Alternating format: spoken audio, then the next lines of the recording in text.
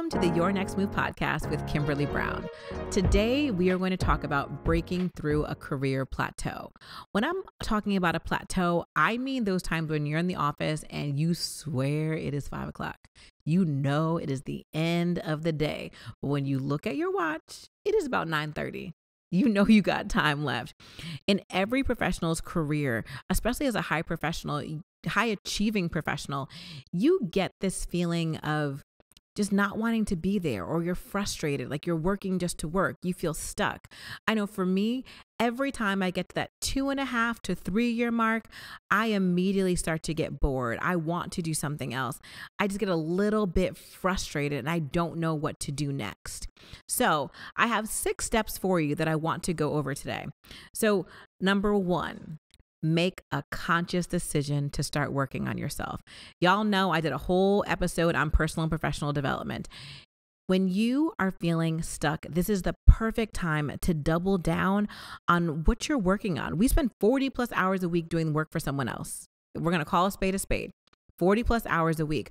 But what are you doing to work on your own personal and professional development? What are you doing to improve your skills, to learn, to educate yourself, to fill in a gap that you know that you have? When you're feeling stuck, you're missing something. So what can you add to your life to make your experience better every single day?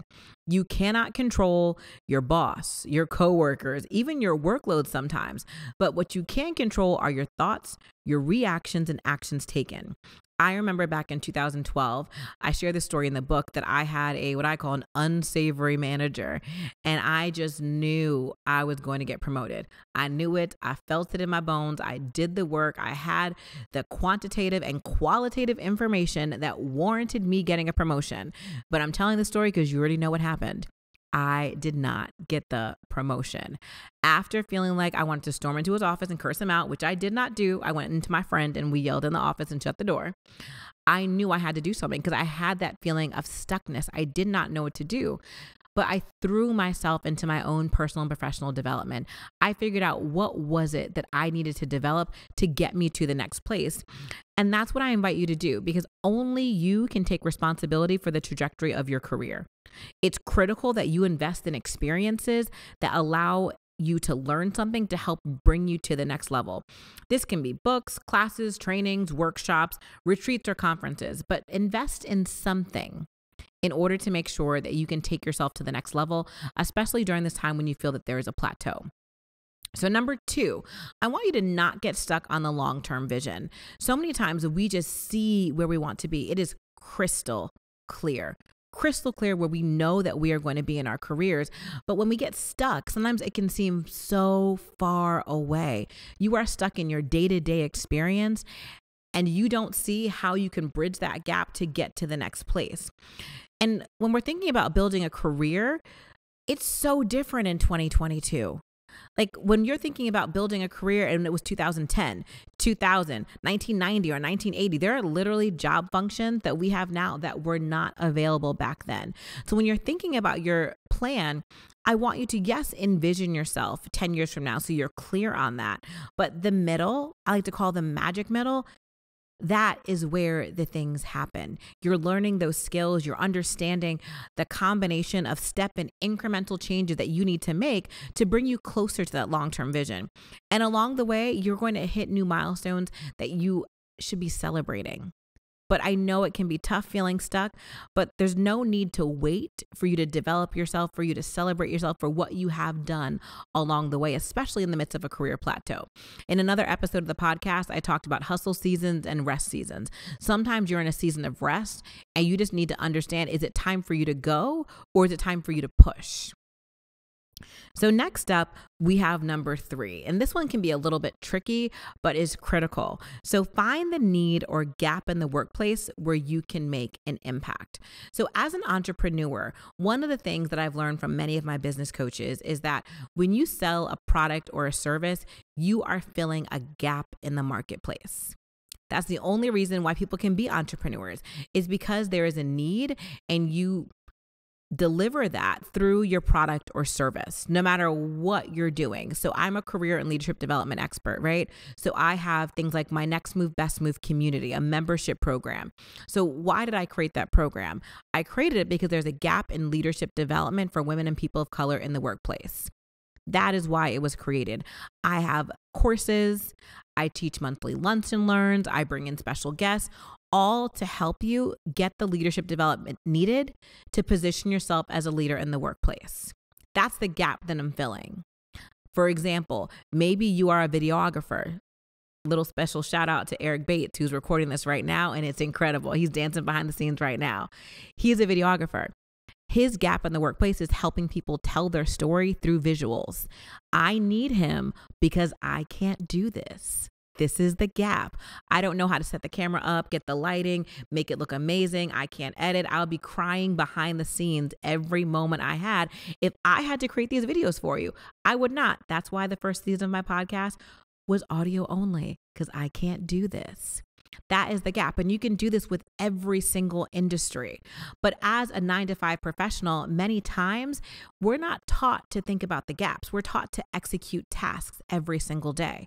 When you are working as a professional in any company, I don't care if the company has 1 person, 5 people, or it has 20,000 people, figure out what is the gap, what is the problem that you can solve. So you have your own personal gaps, of course, between where you want to be and where you want to go. But in the workplace, what is the gap that your boss has, that the CEO has, that your team has? And how can you connect your work to that every single day? Many times as professionals, we're trained in 2 different ways: to be a specialist or a generalist. So a specialist means you have a defined skill set. Like you are someone who codes using Python, and that's all you do. You code using Python. Or some people are generalists, where they can code using a multitude of platforms. I want you to understand how you can use your skills. Maybe you've been in a specialist area, but there's a gap where you can move into Java. You can figure out how to fine tune to solve the need in the workplace versus just staying in your lane. And sometimes this could mean that you need to have a discussion with your boss or talk to your colleagues to see if you can get added to a project or propose a new solution. But I want you to think about what that gap is and how you can assist, especially if you're someone who's looking to get promoted very soon. One of the things I tell my professionals, and y'all may not like to hear this, but I'm gonna tell you anyways. The fact is that when you're looking to get a promotion and you are an internal person to that company, it's a little bit harder for you. And the reason why it's harder is because you've been operating at, let's say, level 1. Every single day, you are at level 1. That's all they see is level 1. However, in order to get promoted, you need to be at level 2. So when someone else comes into the organization and they interview from the outside, all they're talking about is level 2. Right? They're giving all their experiences, all the things, how they're going to be amazing at level 2 all day, every day, right? But you've been over here in level 1 and you're supposed to be in level 1. But the issue is that they only see you at level 1. In order to get promoted to level 2, they got to get a taste test. And I'm not saying to do the full job at level 2 level, but how can you get connected with that gap in between by showcasing your work every single day, by just dabbling in the number 2. There are some companies that want to see you operating at level 2 for 6 months to know that you're ready because you're an internal candidate. They want to make sure that you can do it. And again, that's a gap in the workplace. So how can you find whatever that gap is that supports your next move? So number 4, I want you to determine your natural talent, skills, and interests, and then focus. One of my favorite exercises to do with all of my clients is a skills assessment. So I have them walk through their entire resume. And I mean the long one that you better not send to anybody. The one that has every single thing on it, related and not related.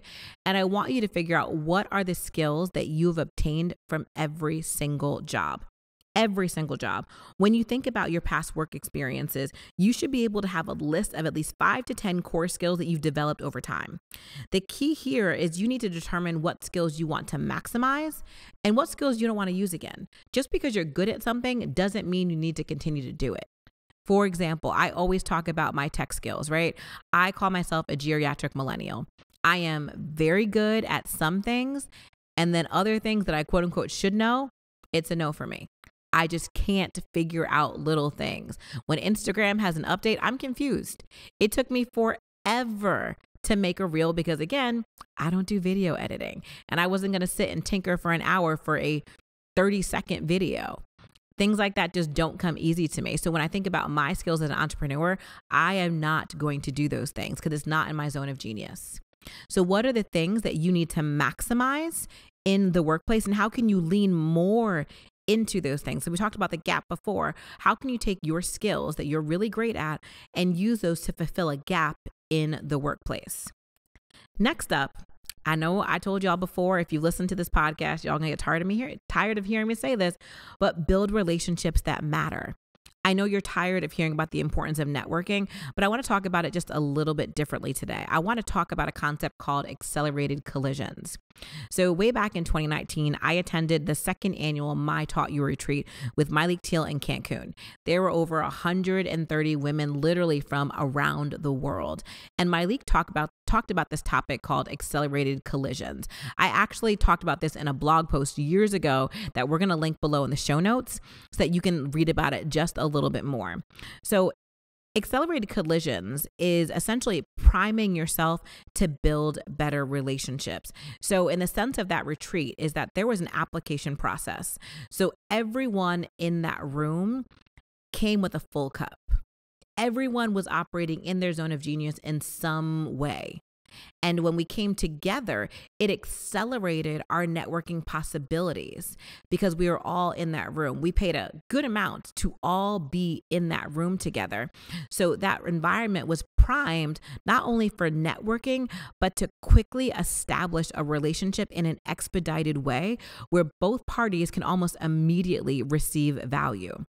And that was the goal of this room. And what I tell a lot of professionals is that sometimes we're going to a free or $25 networking event expecting to make $1 million connections.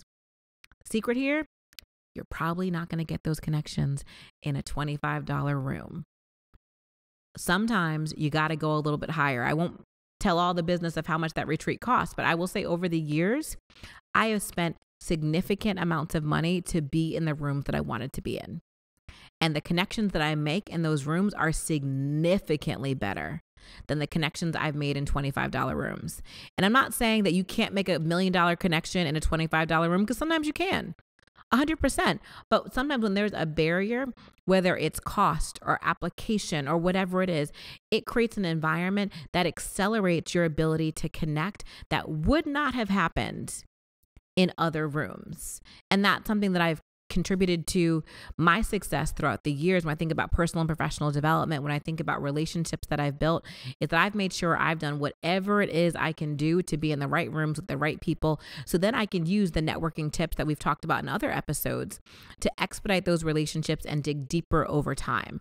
So I want you to think about relationships and what rooms you need to be in, especially when you have that plateau that can help accelerate your success. That could be reaching out to your mentors and asking, is there anyone else in their network who you should be connected to? It could be branching out and going to those networking events and happy hours that you refused to go to in the past. Whatever it is, start thinking about the relationships you need that are deeply connected to the next level and maximizing your skill set. So last but not least, I want you to take actions daily. Take actions every single day. I know that when I was at a career plateau, I definitely go through that period where I walk into the office at 9:01 and I don't want you to ask for not a thing. I want to take coffee breaks all day long. I want to take an extended lunch. I don't want any more tasks, nothing. But when you're at that plateau, I challenge you to think about some of these steps and make sure that you are taking actions in support of who you want to be and be relentlessly consistent in the pursuit of your goals. So in my Next Move, Best Move community, I have a mini course called Relentlessly Consistent, and it's all about making sure you're taking action to achieve your goals. No one is going to care about your career more than you do. Period. I don't care the mentor, the sponsor, your spouse, your partner, your friends. No one is going to care more than you do. And when you're in that plateau, it's so important that you are taking action and not necessarily relying on anyone to do that for you. An example that I always give is professionals who attach their career to a certain mentor or sponsor or boss. Many times, you can be so deeply connected. You think that person is never going to leave the company. They're always going to support you. They've always given you great performance appraisals. But what I've seen happen time and time again is that that person was fine there until they weren't. And they move on to the next company and the next company, and you are using them essentially as their golden ticket, right? That they've always helped you. You want to make sure that you are taking actions daily in support of yourself.